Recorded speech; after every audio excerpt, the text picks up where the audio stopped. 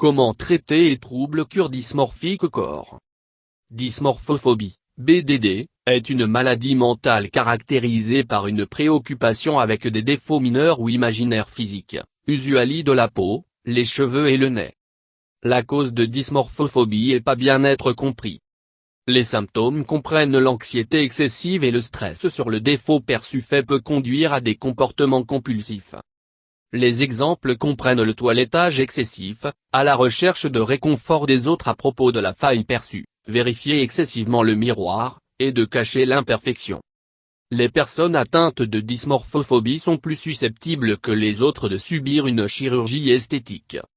Le traitement peut inclure la psychothérapie sous la forme de thérapie comportementale et cognitive, ainsi que des médicaments.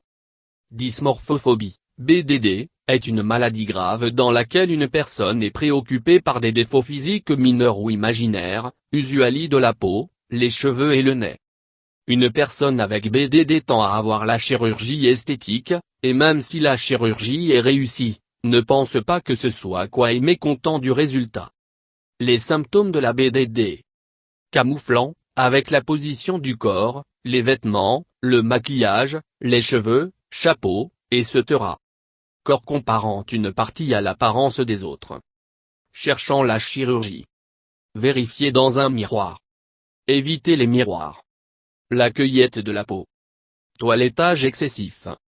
L'exercice excessif. Changer de vêtements trop. Être préoccupé par des défauts physiques mineurs ou imaginaires, usually de la peau, les cheveux et le nez, tels que l'acné, les cicatrices, les lignes du visage, des marques, la peau pâle, l'amincissement des cheveux, les poils du corps excessives, grand nez, ou le nez tordu. Avoir beaucoup d'anxiété et de stress au sujet de la faille perçue et passer beaucoup de temps à se concentrer sur elle, examiner la cueillette aussi souvent à la peau, le contrôle trop l'apparence dans un miroir, se cachant l'imperfection, comparant l'apparence avec les autres, trop de toilettage, à la recherche de réconfort de d'autres sur la façon dont ils regardent, et d'obtenir la chirurgie esthétique. Obtenir la chirurgie esthétique peut faire BDD pire. Ils sont souvent pas heureux avec le résultat de la chirurgie.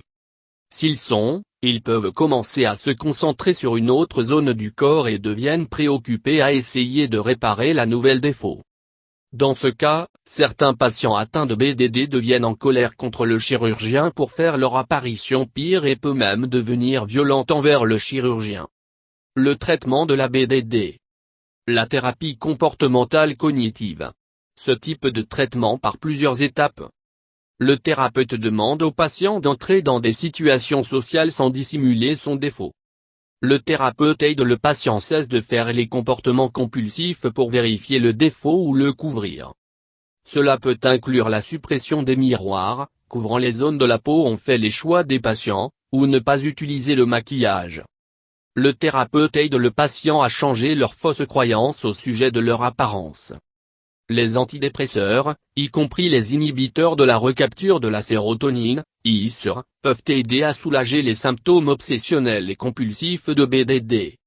Le traitement est adapté à chaque patient, il est important de parler avec un médecin à la mienne déterministe la meilleure approche individuelle.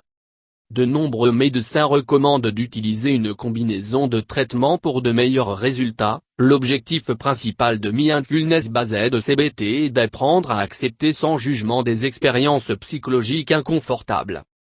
Du point de vue de la pleine conscience, une grande partie de notre détresse psychologique est le résultat d'essayer de contrôler et d'éliminer l'inconfort des pensées indésirables, des sentiments, des sensations, et demande instamment.